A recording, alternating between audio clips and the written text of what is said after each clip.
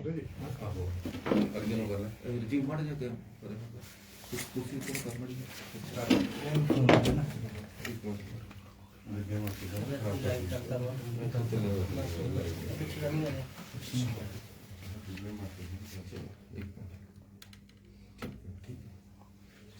बंधुओं नमस्कार। आज इस प्रेस वार्ता में हमारे बीच में उपस्थित हैं पूर्व प्रदेश सरकार में उद्योग मंत्री रहे और भारतीय जनता पार्टी के वरिष्ठ नेता आदरणीय श्री विक्रम सिंह ठाकुर जी, जो आज बलगढ़ पार्क के बारे में कुछ जानकारी हमारे समक्ष रखेंगे।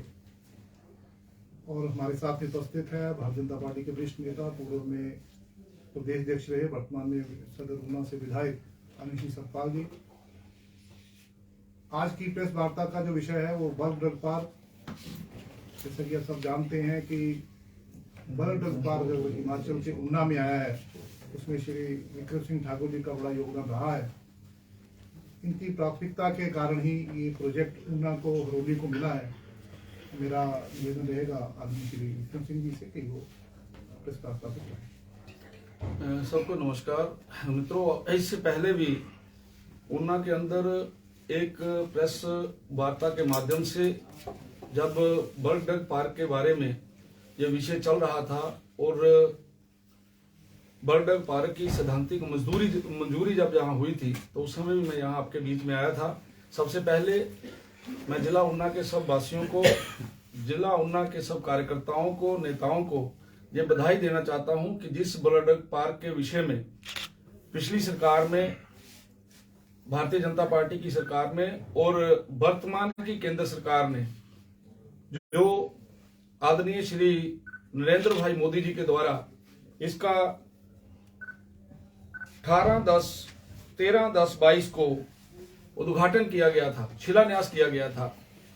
और आप सब जानते हैं कि बलगढ़ पार्क के बारे में ये कहा गया शुरुआती दौर में, आदरणीय मोदी जी ने कहा था कि भारत को अपने पैरों पे खड़ा होना है, आत्मनिर्भर बनना है। और आप सबके ध्यान में होगा कि फार्मास्यूटिकल सेक्टर के अंदर जितना भी रॉ मटेरियल आता है उसमें से 90% रॉ मटेरियल जो है वो चाइना से आता है। हम चाइना के ऊपर डिपेंड हैं।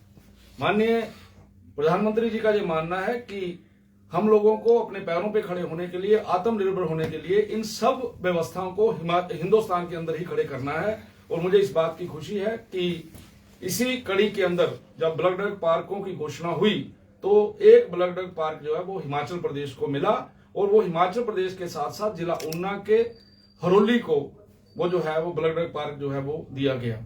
आपके ध्यान में रहे कि जो बलगढ़ पार्क है उसके लिए लगभग 1405 एकड़ जमीन जो है वो यहाँ पे जो है बलगढ़ पार्क के लिए रखी गई है। और इस टोटल प्रोजेक्ट की जो कॉस्ट है वो 1923 करोड़ है। इसमें से 1000 करोड़ रुपया गवर्नमेंट ऑफ इंडिया ने देना है और 923 करोड़ रुपया जो है वो हिमाचल प्रदेश सरकार ने देना है। आपके ध्यान में विषय और रहे कि जिस समय हमारी सरकार थी तो उस सरकार में गवर्नमेंट ऑफ इंडिया ने हमें 36 करोड़ रुपया जमा करने के लिए बोला था और हमने अपनी सरकार के समय में ही 36 करोड़ रुपया जमा करवाया।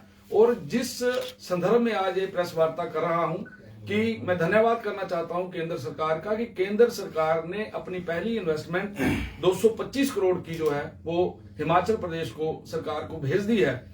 और आपको ये भी याद होगा कि जिस समय आदरणीय श्री मोदी जी ने शिलान्यास किया था तो ये बोला गया था कि ये केवल और केवल इलेक्शन स्टंट है, ये केवल चुनावों के कारण से हो रहा है। और आज जब ये पहली किस्त आ गई है तो मैं आपके मध्य में यही कहना चाहता हूं कि सबसे पहले मैं आदरणीय मोदी जी का धन्यवाद करना चाहता हूं और भारतीय जनता पार्टी की सरकारें और भारतीय जनता पार्टी के नेता जिनकी ये सोच है कि प्रदेश को आगे बढ़ाने के लिए सरकारें नहीं देखी जाती। उस समय यह नहीं देखा जाता कि प्रदेश में कोई प्रोजेक्ट दिया गया है लेकिन सरकार दूसरी है तो उस प्रोजेक्ट को रोक दिया जाए। उसका जीता जागता उदाहरण आपके सामने बलगढ़ पार्क की पहली इंस्टॉलमेंट जो है वो अभी आपको दी गई है। आपको यह भी ध्यान में रहे कि इसमें लगभग 10,000 करोड़ रुपए की इन्वेस्टमेंट जो है हमारे इस जिला ऊना के अंदर हरोली विधानसभा क्षेत्र के अंदर जहां बलगढ़ पार्क बनेगा वहां पे आ रही है और 50,000 के करीब जो है वहां पे लोगों को नौकरियां वहां पे मिलेंगी।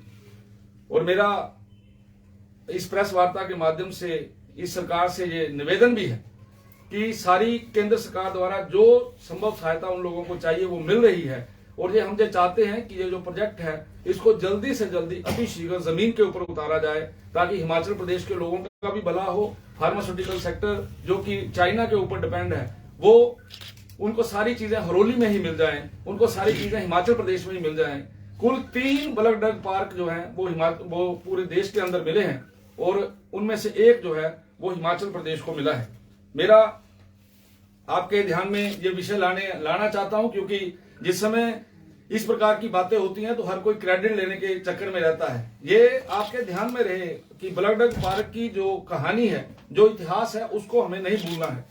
जिस समय ब्लड ड्रग पार्क का विषय यहाँ पे शुरू हुआ था तो आपको याद होगा कि बहुत से क्या जो इस समय प्रेजेंट सरकार है, इस प्रेजेंट सरकार के नुमाइंदों ने, इस प्रेजेंट सरकार के कार्यकर्ताओं ने, इस प्रेजेंट सरकार के नेताओं ने ये बोला था कि ब्लड ड्रग पार्क नाम की चीज यहाँ कोई नहीं आने वाली, यहाँ तो जंगल है, यहाँ पे भालू रहते हैं।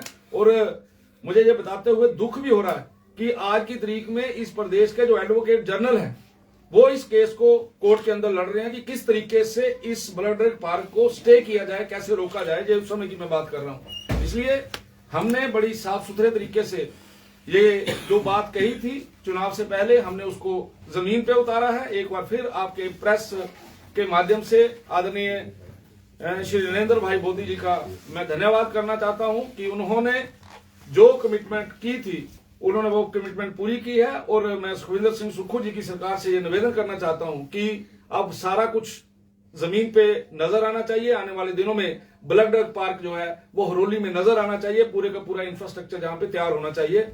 इतना ही मुझे इस प्रेस वार्ता में कहना है।